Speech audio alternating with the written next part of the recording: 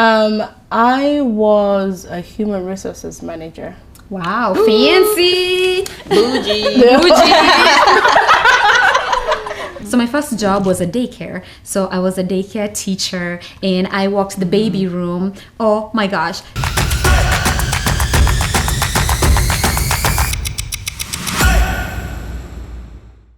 Okay, welcome back to our channel again. We have another tantalizing episode today. As usual, this is Girl Dynasty. Welcome aboard. Yes.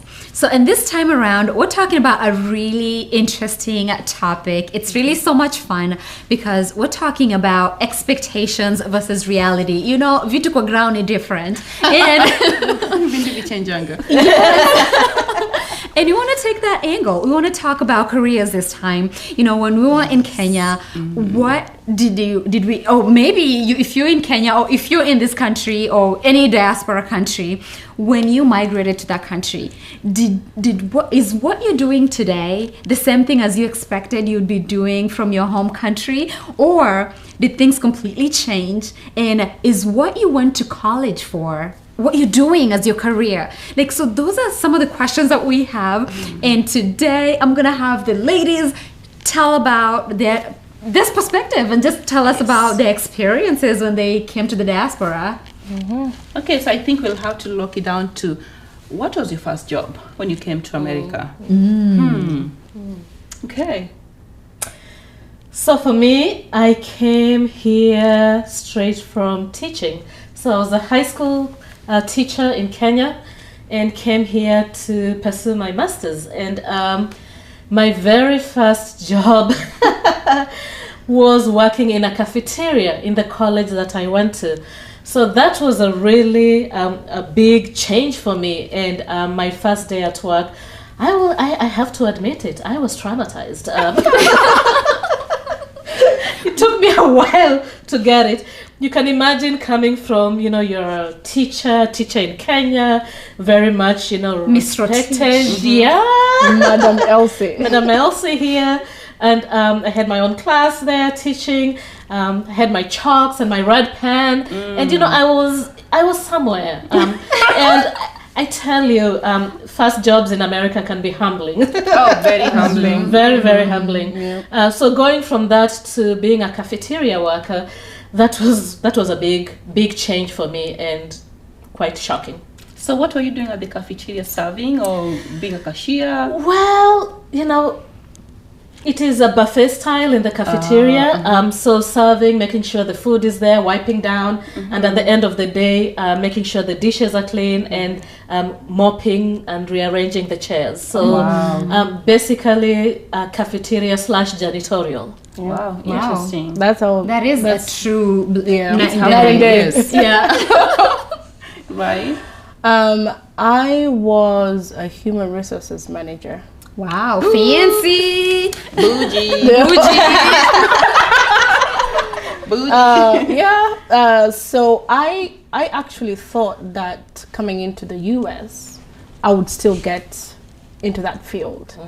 But my experience was very horrendous-ish, kind of.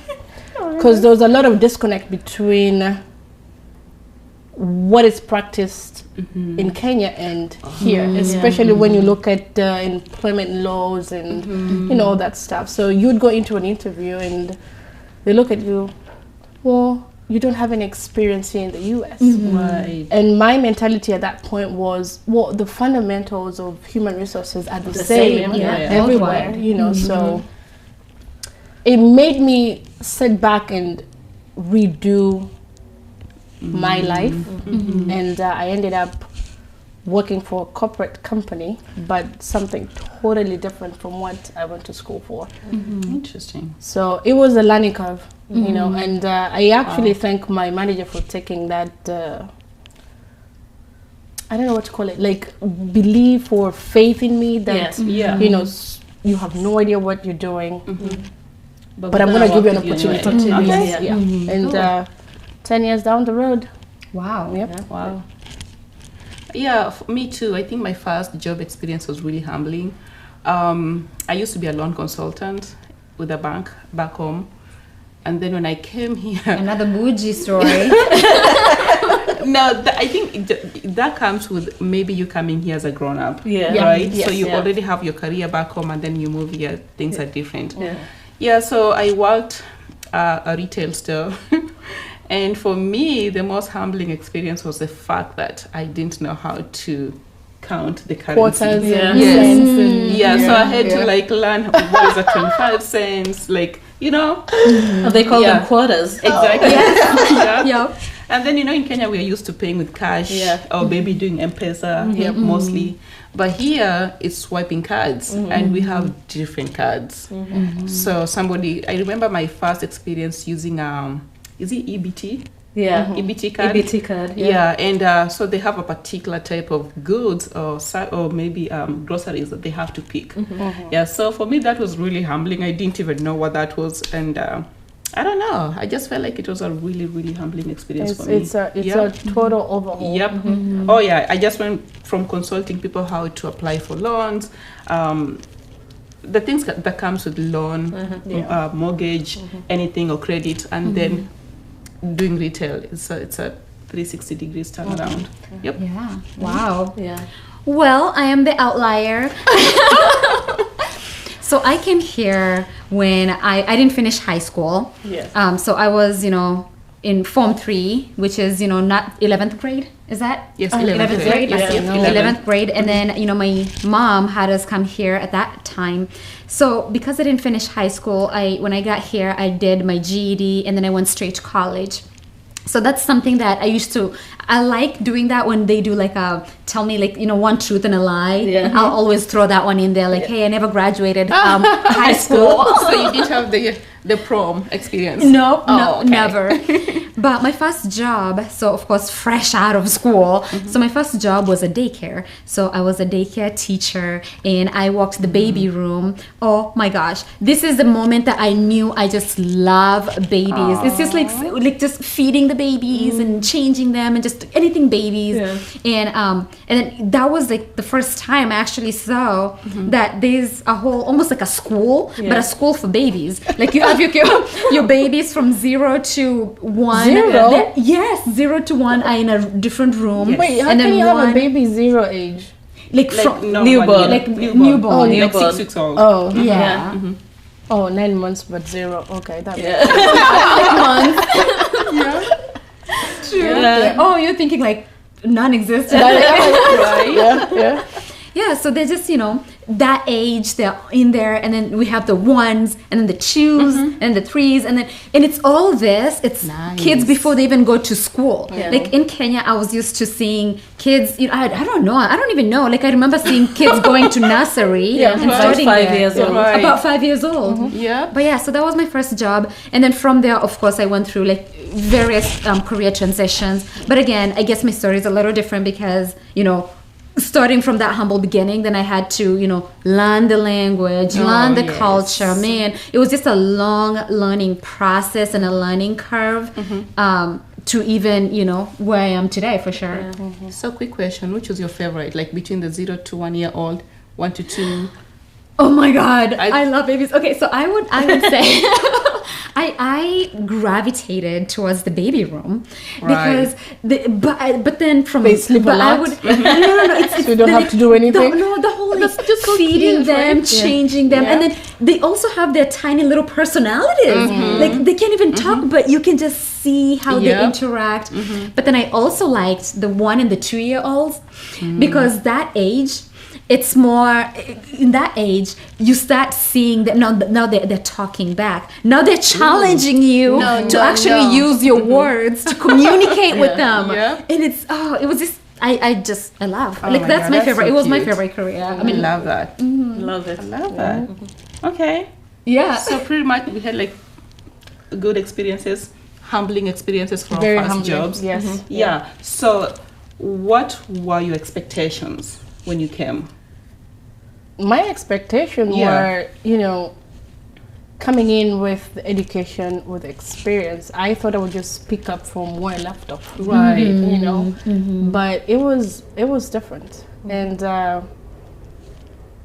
having to work 2 jobs. Yep, that's yes. I think everybody who comes to America having to work at some 2 point, jobs for you to even sustain yourself and get yourself from living paycheck to paycheck. right? And I think I worked 2 jobs until maybe 2 years ago. Yeah. Like I got so Used to. engraved in that right now I feel like I have a lot of time on my hands.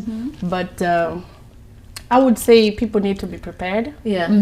People need to come with expectation of you should be able to change, like go with the flow. If this does not work, pick up and do something else. And don't be embarrassed to ask for help. Yes, especially that. Yeah, I agree with that. You know, when you come to America, it's like you're starting on a clean slate. Like you're starting over, irrespective of what age you're in. You have to rebuild that work resume, that work experience. You have to get those work references. So wherever you land, that is not where you will be for the rest of your life. Because after I graduated college, 2 years later, I had a much better job. So just being just open to change. Very true. Very accepting, but at the same time continuing to be ambitious. I think same here though. I feel like when you come to America, you just have to be open-minded. I feel like we all have like an equal platform when you learn. Nobody is like hierarchical than the other person, even if you are a doctor back home in Kenya, a pharmacist, whatever. Oh no, if you're a doctor back home, when you come here, it's null and void. Null and void, exactly. You almost have to start afresh or sit for boards. There's a process to it. There's a massive process. Because I remember there's a friend of mine who came as a doctor, but he came back and he's now doing nursing because his credits could not transfer to America. So you can imagine going to school for 7 years and then you have to start afresh. If I was a doctor back home, I would stay back home and be a doctor. Exactly. You know.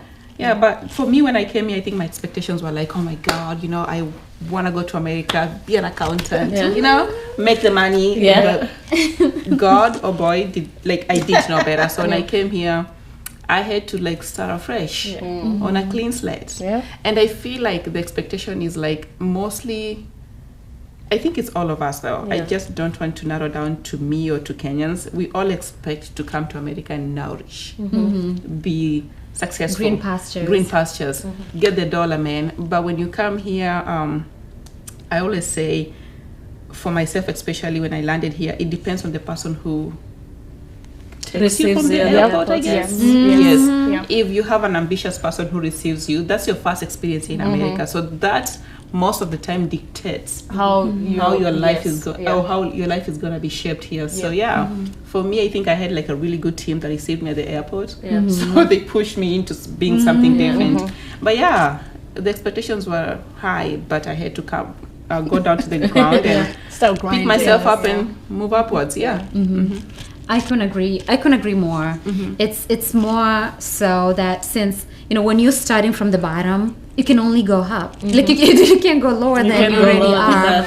If you go lower, then you have a problem, right? Then you have a problem. Right. So what I'll say, again, I didn't have any, my expectations were I didn't have any expectations. My expectation is I'm going to be reunited with my mom, but it was just more, I had to actually adult here and start being responsible to pay bills and doing all these things, and that was challenging on its own.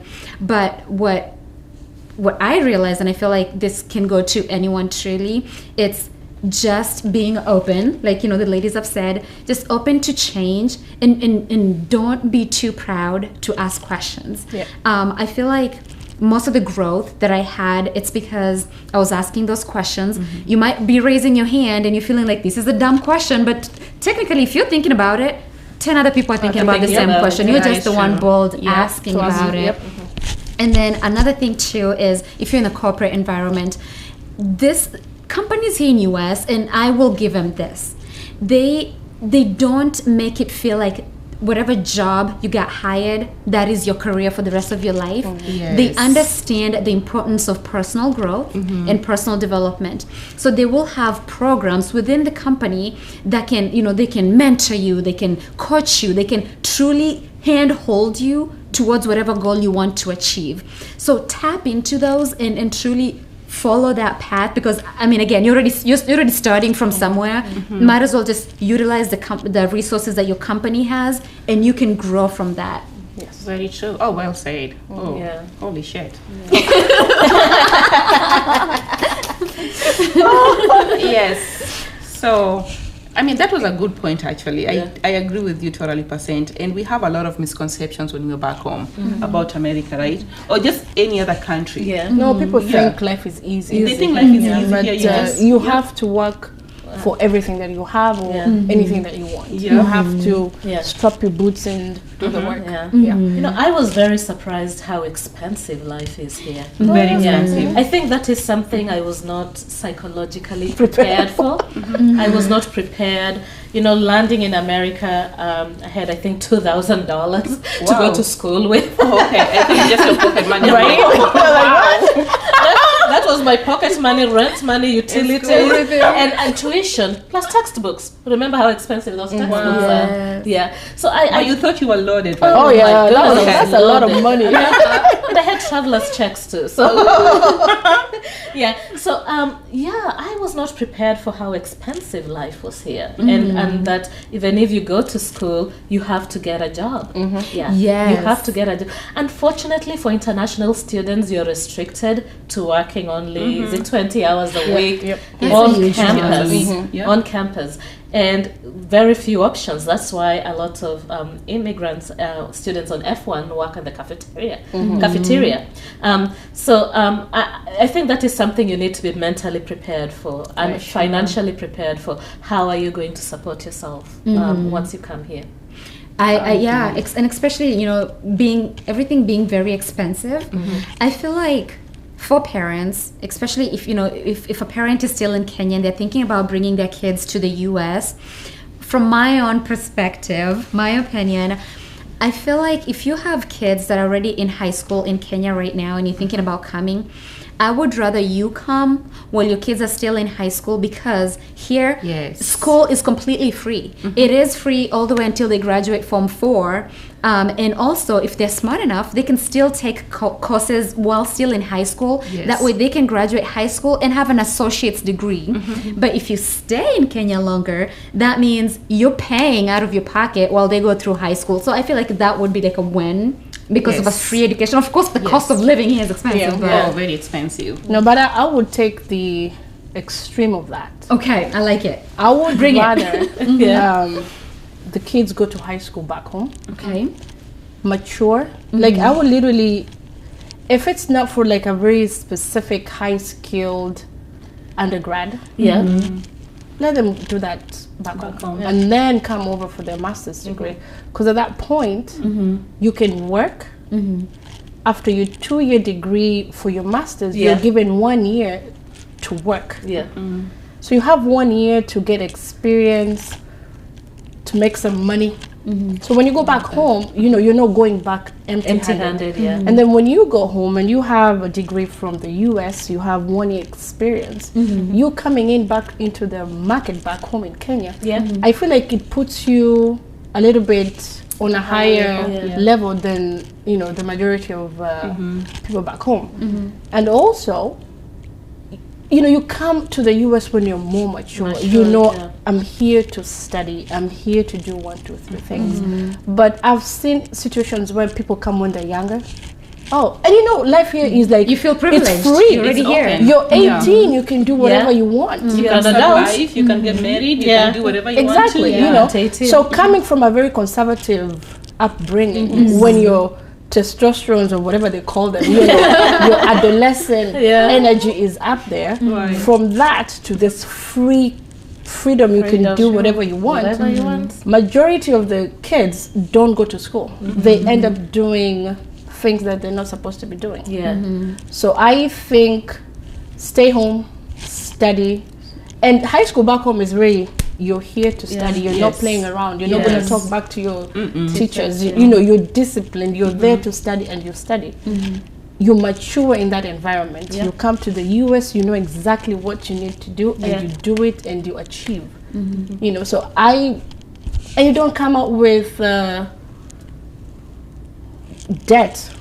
Yes. Student, I don't have any student loans. Yes. That's the biggest. That's the I don't have because I did Yeah. all my education back home. Yeah. So I can see your perspective, and I really like it because if you're coming here to go to school for the sole purpose of going to school, absolutely I love that. But if the family is already migrating and coming to the US, I can see how you want to get those kids acclimated sooner than later to start understanding the language, No, all these they things do that way speak they English. can. And then also if the focus Truly. is not truly if the focus is not truly to go to college, Yeah. then they can even like do trade school and all these things, and maybe they want to be a musician, and you know what I mean, because this country, I feel like this country really fosters what the kids To want grow to up. do. Yeah. It's not about you have to go to school and you have to be a Yes. lawyer or something. And But I Yeah. do see, go ahead. I was gonna say, but I do see what you're saying. I'll let you say what you're gonna say because I think that makes sense too. But it depends on the perspective. It does. But when you look at the outcome, the end, when you compare those two situations, majority of the time, people who come here when they're younger, they don't prosper. Majority of the time. I will disagree with that actually. I think for me, if I had an option of coming here early, I would have done that. But you're already here, so your thinking is different. Because I came early. True. I came younger. Yeah, she came younger. But I Trudy, feel like I have to whoop you. no, for me, I feel like coming here when you're a little bit younger, maybe still in high actually, school. the difference is you have your parents here. Yeah. Okay. But those who send their kids or even undergrad Without their parents. it's very hard because I know my siblings had a rough time. You're 17, you're done with high school, and then you're sent to this country. You don't know anybody, straight to school. You don't have anybody to guide you, So if somebody is not strong within themselves, then they get off the path. Yeah. Because you don't have anybody to hold your hand, because you're just thrown in a situation where you're an adult. Yeah. If you want to come to class, you can come to class. If you don't want to do your, So, I don't know. I just I've feel seen like the opposite of that as well. Like the opposite of you coming here maybe after high school and trying to come and continue their education. I've seen the opposite of people coming here. They were not exposed to so many things, and then they come here. They find, oh my God, so I can do this, because we are so sheltered back home. Yeah. We don't do things that an 18-year-old is doing here, No. and you're 26-year-old back home in Kenya. Yeah. So you get so much even a sheltered. 30-year-old doesn't Yeah, even you live with know your this. parents until you get your first job. Can you you pay get your married. Can you pay your rent? Yeah. Until you get married, You get specifically, supported. yes. Yeah. So you get so much support to a point where being independent is not like a priority at that time. So when you come here after high school, just you being independent, it shocks you for the first time. It will take you like a big or maybe a longer period of time for you to acclimatize to everything. Like, oh my God, so people drive around here by themselves. Okay, so you can live in an apartment when you're 18 years old. You don't see that in Kenya. No. But if you come here as a younger person, maybe 12, 10-year-old, by the time you get to 18 years old and you want to go to college or whatever it is, you already know how to survive on your own.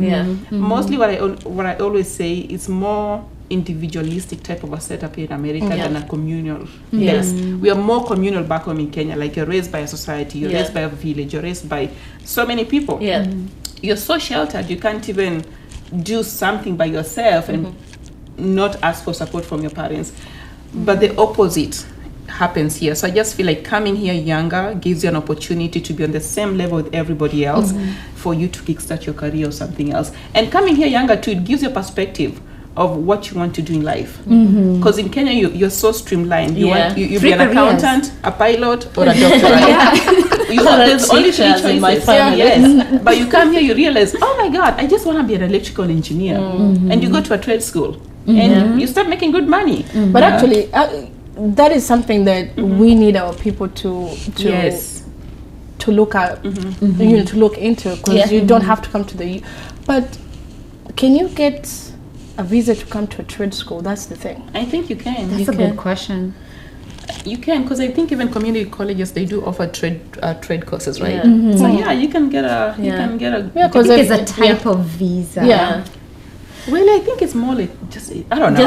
I'm not an expert. Yeah, you just have, I think you just have to meet the requirements of credit hours, Yes. how many credit hours you're taking. Yes. But you know what, we'll leave that to the experts in admissions. Yeah. Yes. Yeah. Those are tough questions. Yeah.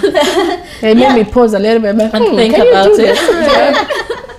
But yeah, in hindsight, I think given an opportunity to come here early or to come here older, I'll choose to come here early any time of the day. No, I'll choose to come older when I'm mature. Interesting. I will choose to come older just to avoid student loans.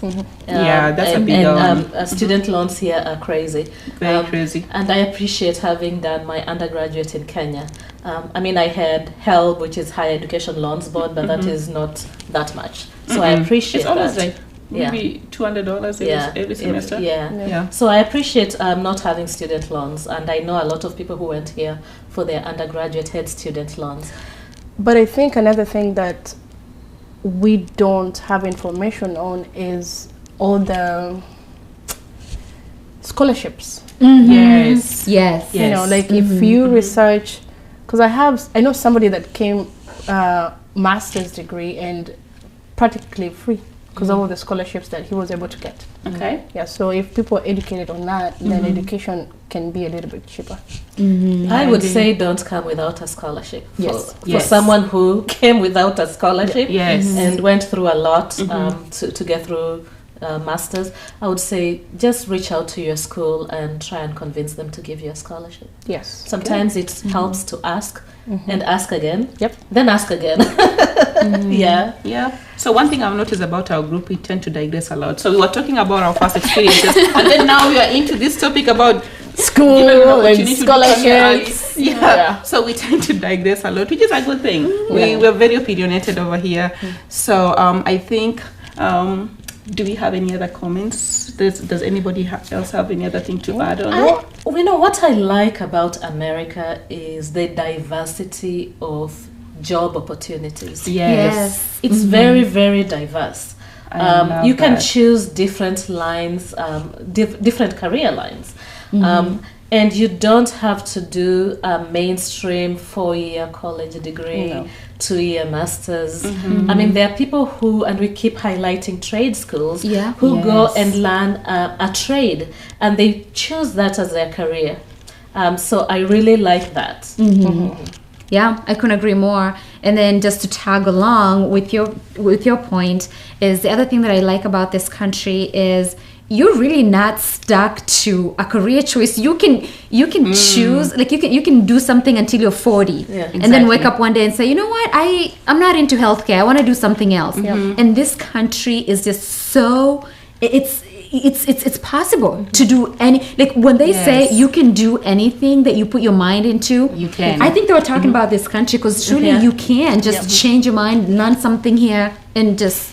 Yeah, the one thing I'll add on top of that, like we have this notion that when you come from Kenya, especially, you have to do nursing. Guys, we have different options. The options are endless. Get it from me. I did nursing, and given an opportunity, would I do something different?